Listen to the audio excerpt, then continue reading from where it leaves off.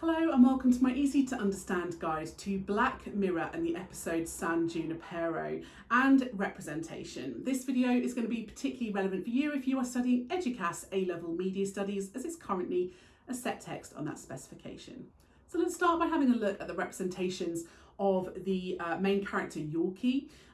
So you can see that she is represented as quite a loner. She's quite isolated in wide shots, loosely framed, seen on her own.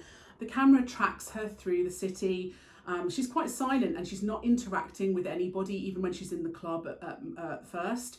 And her glasses help to signify her as a kind of geek archetype, makes it easy for us to understand that that is her main representation, and her plain kind of outfit helps with that. She's drinking Coke rather than alcohol, and that makes her seem kind of quite immature, perhaps a little bit childish. Somebody that's not really there to sort of let their hair down and party.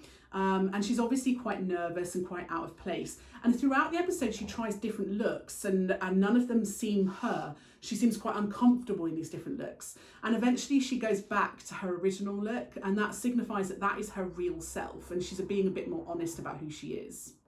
Wes is the man who's pestering Kelly, and this kind of represents this idea that perhaps he wants more out of the relationship. It kind of reflects societal issues of men harassing women, particularly on nights out, women having to put up with men sort of not taking no for an answer. He's kind of bothers her and harasses her quite regularly throughout the episode. Men are seen as much less important and much more needy in this episode, and perhaps that's reflective of the narrative and the fact that it revolves around two women. It might also be to target a female target audience and perhaps reflects its more modern context. Women are obviously central to the narrative, much more important, and they're quite complex representations in general. So yes, they are emotional and they're caring, which is obviously quite a kind of typical representation of women, but they're also angry and they're independent and they're quite strong mentally and emotionally, and that's ultimately quite an unconventional representation of women. So the representation of women is quite diverse and quite modern. And a lot of Black Mirror episodes previously had been led by male characters, so having a female-led episode with quite strong female characters might have been to try and shake things up a bit, and it might have appealed to audiences because it was a bit different in that respect. Ultimately, the story about the two women is about love, which does suggest that women, their lives revolve around love and relationships. When we meet Kelly for the first time, we see her in a lot of group shots, enjoying herself, socialising, and representing her as very popular. Kelly is represented as being very desirable and popular. We see that she's got a very sparkly outfit on and kind of fancy jewellery and makeup. She's drinking alcohol. Some of the things she says in the episode, she says, "I am bodacious." So clearly very confident about herself. The producers use a lot of shot reverse shots to separate Kelly and Yorkie and emphasise the difference between their characters. They also do this through the use of framing, putting them in different positions. For example, the mirrors here, making them seem very different to one another. People proposition her, she propositions other people. She doesn't want any commitment from Wes at all. She actually says to him, "I don't do feelings," which kind of challenges conventional ideas about women and emotions. And she obviously changes throughout the episode as well, because by the end of the episode, it's very clear that she does do feelings. So her character does go on a kind of quest and a journey too. The inclusion of this kind of LGBTQ narrative within the story is quite unusual for a lot of media products to represent LGBTQ relationships. They're often not shown at all. And in particular, showing a female lesbian relationship in a it's not particularly sexualized, it's much more loving and romantic than we often see in the media. And so this representation might help to engage an LGBTQ audience. The representation of bisexuality is emphasised through the use of the colour palette. The bisexual flag consists of the colours pink, blue and purple, and you can see this range of colours used throughout the programme to really suggest to the audience that sexuality is a key theme of the show. Stereotypical media products often represent bisexual characters as being quite promiscuous, whereas this series clearly represents bisexuality through a lens of romanticism, emphasising the very kind of soft, sweet nature of their relationship. However, it's clear that there is a lot of tension and difficulties between them because of their sexuality. It's very clear that Yorkie is perhaps less confident about her sexuality. She says everyone's looking, everyone's judging.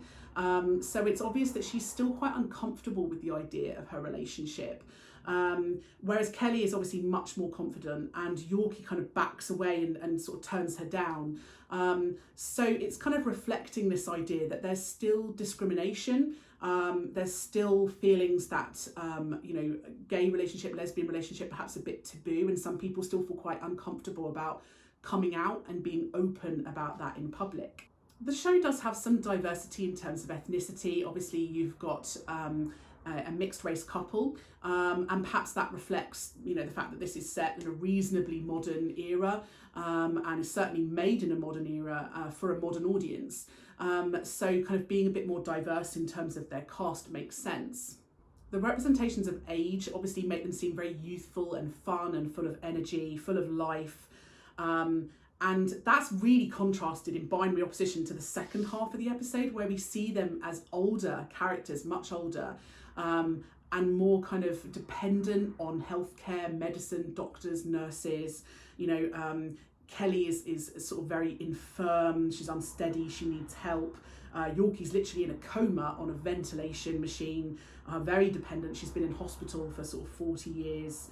And so the representations of older versions of the characters are much more typical representations.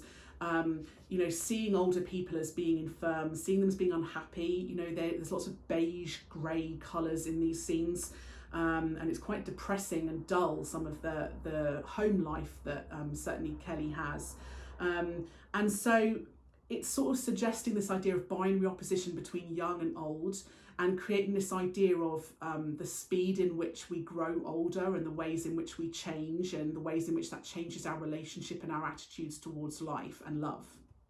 Black Mirror producers have always tried to include as much realism in episodes as possible to help to kind of help the audience position themselves and cement themselves in particular eras. So whether it's the use of music or clothing, it helps to really kind of put ourselves in that era or that time period or that location. And you can see that within this episode. At the same time, they're presenting us with a sort of alternative version of the future or the present day. So we're getting a kind of reality where we're seeing kind of futuristic technology, these kind of cars, white walls and beds and lots of metal. It creates that idea of a scientific future with the use of sort of robot technology and virtual reality and things like that. So the use of kind of sci-fi iconography helps to make this feel more real. So that was my easy to understand guide to representation in Black Mirror. Don't forget to check out my channel for other videos about Black Mirror and other set texts. And if you would like a video I don't already have, leave a little comment below and I'll see what I can do.